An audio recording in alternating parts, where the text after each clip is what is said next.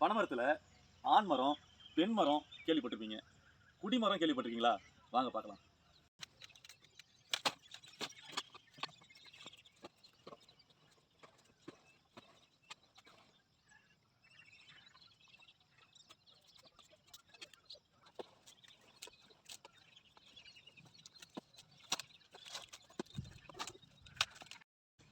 கல் இறக்கும்போது சோர்வடையாமல் வேலை செய்கிறதுக்கு நமக்கு பிடிச்ச ஒரு மரத்தை தேர்ந்தெடுத்து அந்த மரத்தை முதல்ல ஏறி அதுலேருந்து இறக்குற கல்லை குடிச்சிட்டு அதுக்கப்புறம் தான் மரமே ஏற துவங்குவோம்.